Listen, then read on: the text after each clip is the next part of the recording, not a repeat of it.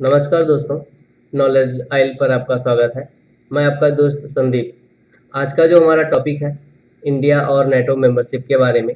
जो ये international alliance है और इसमें नेटो में 30 कंट्रीज़ हैं। जब ये स्टार्ट हुआ था तो इसमें सिर्फ 12 कंट्री थे, लेकिन अब धीरे धीरे बढ़ते बढ़ते ये 30 कंट्री इसमें हो गए हैं। तो कुछ महीने पहले जेंस स्टोल्टनबर्ग जो सेक्रेटरी जनरल हैं नेटो के, वो भारत आए थे रायसीना हिल्स, और उन्होंने बहुत ही साफ शब्दों में कहा था कि अगर भारत चाहे तो वो नेटो का मेंबरशिप ले सकता है, और वो भारत को कुछ कस्टमाइज प्रोजेक्ट जो है उसके हिसाब से वो भारत को इनवाइट करना चाहते हैं। मतलब कि भारत जो है एक कोई भी बाध्य नहीं होगा, वो अपने हिसाब से कुछ चीज़ों को बदल के, जैसे कि उसमें परमानेंट मेंबर तो नहीं बनेगा भारत, लेकिन अगर वो चाहे तो उनके साथ वो मिलके काम कर सकता है। तो वो एक पार्टनरशिप की बात कर रहे थे,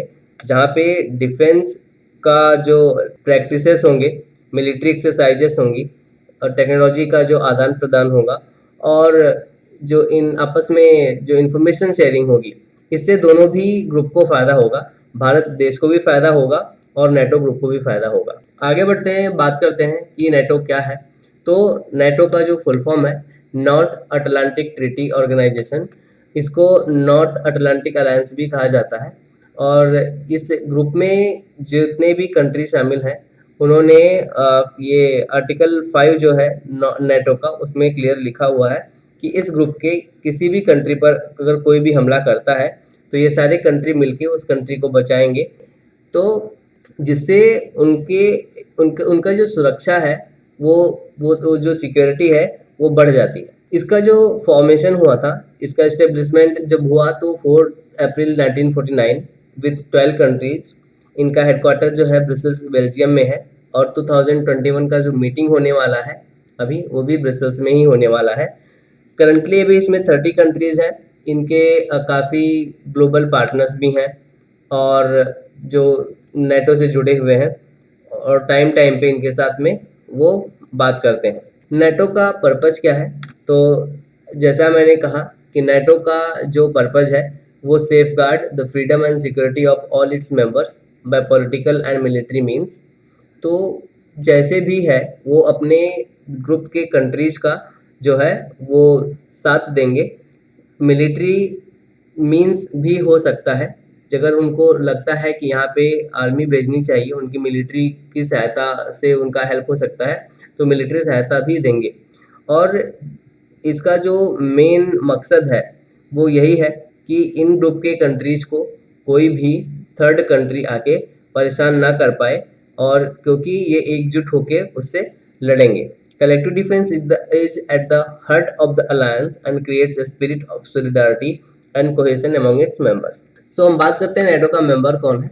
तो नेटो के मेंबर कंट्रीज हैं यूएसए, कनाडा। यहाँ पे आप आएंगे तो आपको वेस्ट यूरोप दिखेगा, जितने भी ब्लू नंबर्स हैं।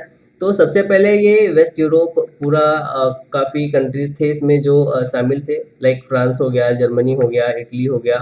तो ये कंट्रीज जो थे ये नेटो के मेंबर थे। बाद में जो ईस्ट यूरोप के कंट्रीज थे वो एक्चुअली यूएसएसआर के साथ थे या कम्युनिस्ट थे, लेकिन धीरे धीरे बाद में वो भी यूएसए के साथ में आ गए और वो भी नेटो के मेंबर्स बन गए। जैसे कि ये लातविया है, यहाँ पे लिथुआनिया है। सो ये सारे कंट्रीज़ आप यहाँ पे देख सकते हो। ये कोलंबिया है, कोलंबिया यहाँ पे ग्लोबल पार्टनर है। ऑस्ट्रेलिया है, न्यूजीलैंड है, यहाँ पे मंगोलिया है, पाकिस्तान है, अफ़गानिस्तान है। तो ये सारे जो हैं ये सब ग्लोबल पार्टनर्स हैं। ये जापान है।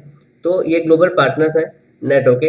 और यूएसए जो है और नेटो वो यही चाहता है कि भारत भी नेटो का जो है वो पार्टनर बने, ताकि जो इंडिया के ऊपर जो डोमिनेंस है इंडो पैसिफिक में चाइना का, उस डोमिनेंस को कम करने के लिए भारत को नेटो के साथ आना चाहिए, ऐसा कुछ जानकारों का मानना है। और अगर इंडिया ऐसा करता है तो इंडिया को काफ़ी हेल्प मिलेगा चाइना से निपटने में, क्योंकि ये कंट्रीज़ अगर साथ देंगे भारत का, तो जब भी चाइना कुछ गड़बड़ करेगा तो भारत बहुत ही स्ट्रांग रहेगा इस केस में। लेकिन दूसरी तरफ जैसे हमारा रसिया के साथ में बहुत अच्छा रिलेशन है और रसिया यहाँ पे पार्टनरशिप फॉर पीस है।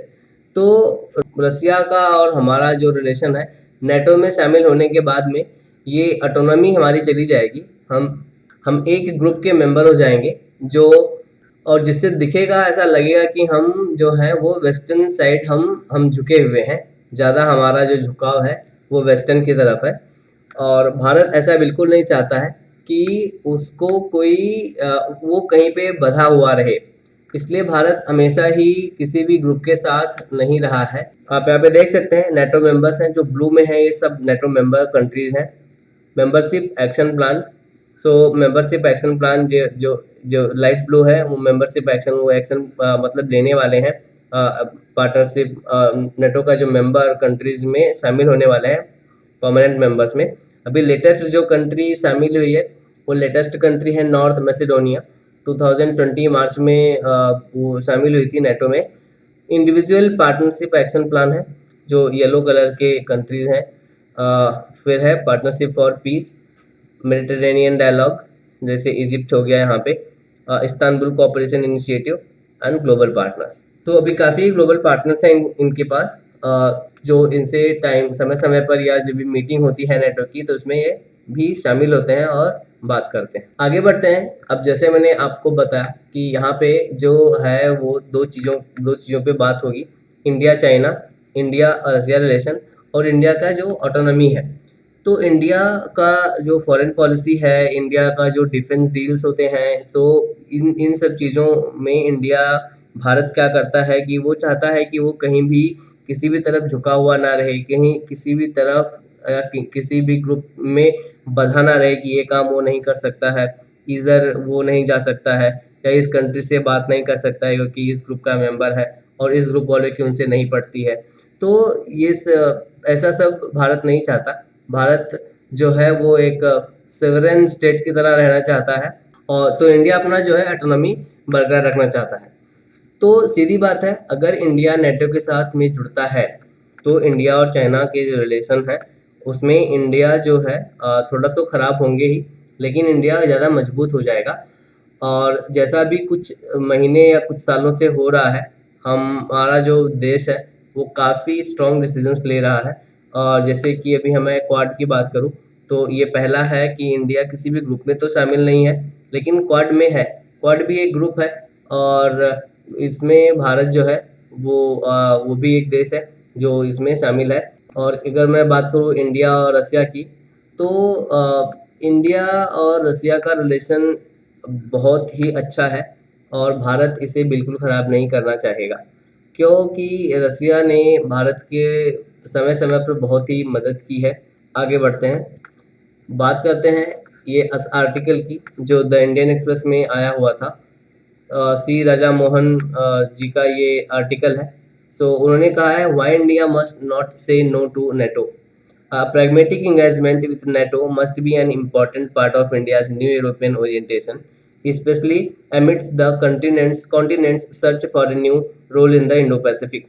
तो जैसा मैं आपको बता रहा था कि इंडो पैसिफिक में जो रोल प्ले हो रहा है अभी चाइना का, और वहाँ पे स्ट्रॉन्ग होने के लिए भारत अगर नेटो से हाथ मिलाता है, भारत अगर नेटो का मेंबर ना बन के और उनका पार्टनर बन जाता है, तो भी यहाँ पे भारत को काफ़ी फ़ायदा होगा।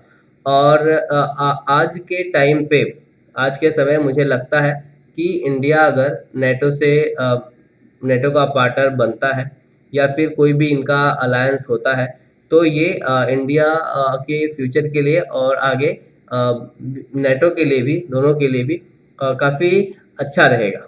Any suggestions that India should engage the North Atlantic Treaty Organization is usually met with a cold stare in Delhi. India in recent years has broken many presumed political taboos in its foreign policy, but talking to NATO is not one of them. Via our regular consultation with NATO, the post-war military alliance between the US and Europe, so unimaginable in Delhi. इनका कहना है कि India जो है वो NATO को no नहीं कहना चाहिए, नेटो के साथ बात करनी चाहिए, उनके साथ पार्टनरशिप करने में भारत का बहुत ज़्यादा फायदा है। और ये एक अच्छा मौका है कि नेटो जो है वो भारत से पार्टनरशिप करना चाह रहा है। उम्मीद करता हूँ वो वीडियो आपको अच्छा लगा होगा। अगर वीडियो आपको अच्छा लगा है तो आप चैनल सब्सक्राइब कर सकते हैं, जिससे आपको आने वाली वीडियोस की नोटिफिकेशन मिलते रहें। वीडियो देखने के लिए धन्यवाद। जय हिंद।